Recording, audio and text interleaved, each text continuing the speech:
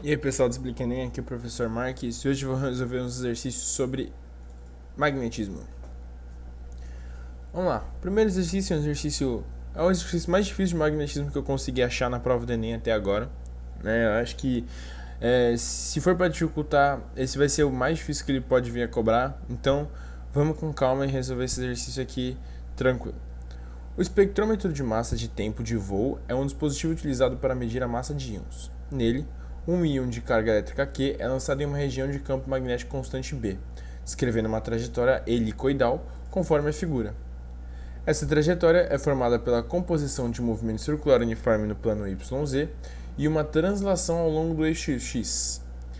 A vantagem desse dispositivo é que a velocidade angular do movimento helicoidal do íon é independente de sua velocidade inicial. O dispositivo então mede o tempo de voo para n voltas do íon.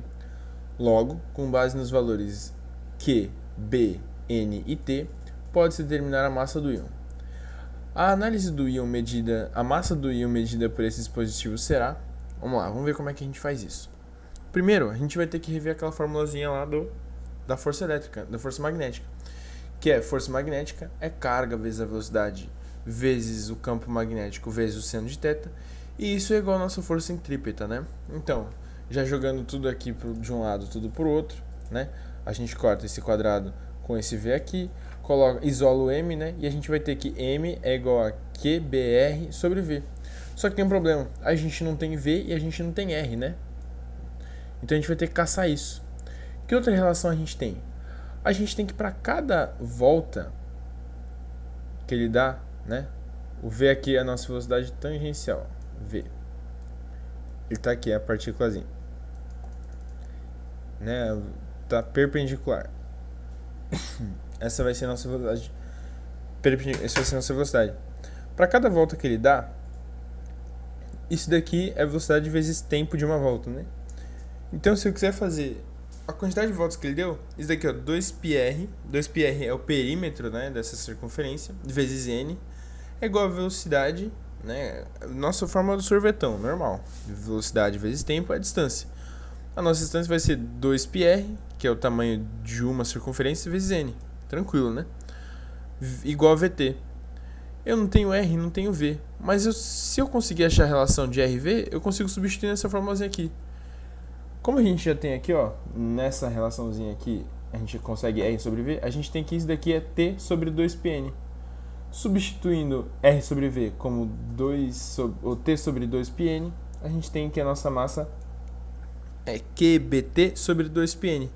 Alternativa A. Tá vendo que mesmo que é uma questão difícil, não tem muito o que pensar?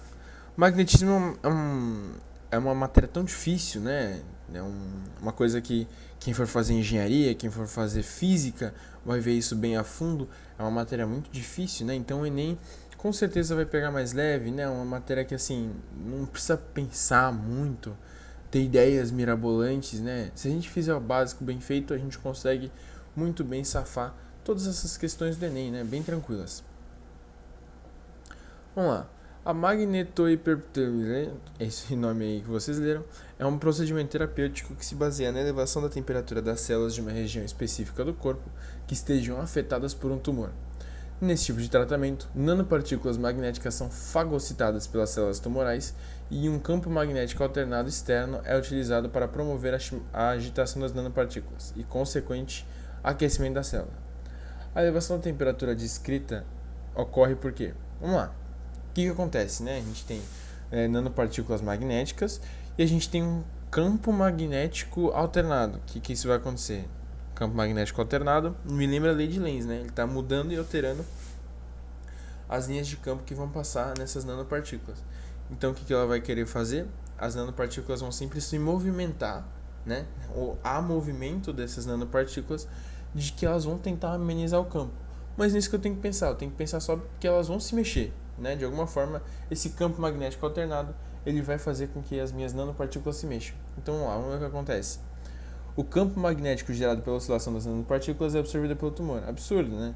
O campo magnético não é absorvido. O campo magnético é uma propriedade, uma deformação gerada, né? Não tem nada a ver. O campo magnético alternado faz as nanopartículas girarem, transferindo calor por atrito. E parece correto, né? Elas vão tentar se movimentar. As nanopartículas interagem magneticamente com as células do corpo, transferindo calor. Não. Né? O campo magnético não gera calor. O que gera é o movimento que o campo magnético gera. O campo magnético alternado fornece calor para as nanopartículas. Não, também não. Mesma coisa da C e da A. E as nanopartículas são aceleradas em um único sentido, em razão da interação com o campo magnético, fazendo-as coligir com as células e transferindo calor. Não, né? Porque se é um campo magnético alternado, eles vão ficar se mexendo para um lado para o outro, para um lado para o outro, para um lado para o outro. Isso gera atrito. Justamente nossa alternativa B.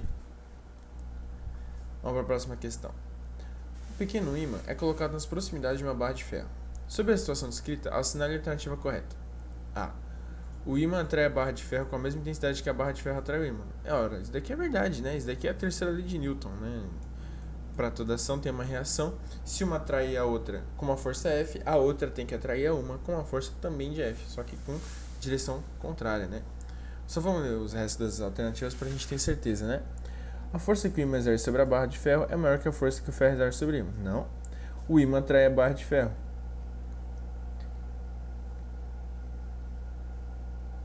Sim, é verdade. A barra de ferro atrai o ímã. Também é verdade. E a força que a barra de ferro exerce sobre o ímã é maior que a força. Não, né? Essa daqui, a gente teve que falar qual que era mais certa, né? No caso, essa daqui é mais certa, porque essas duas aqui também são verdade. Mas, na prova do Enem, tem umas questões, né, que elas são mais capciosas, elas são mais esguias, né? Então, às vezes, a gente lê 3 alternativas certas, e aí, qual que eu marco? A gente vai marcar, obviamente, aquela que é mais, né, aquela que a gente sabe mais. A gente, eu tenho certeza disso. Óbvio, pela terceira lei de Newton, uma atrai a outra com a mesma força, né? Tem que ser. Imagina que esquisito se não fosse.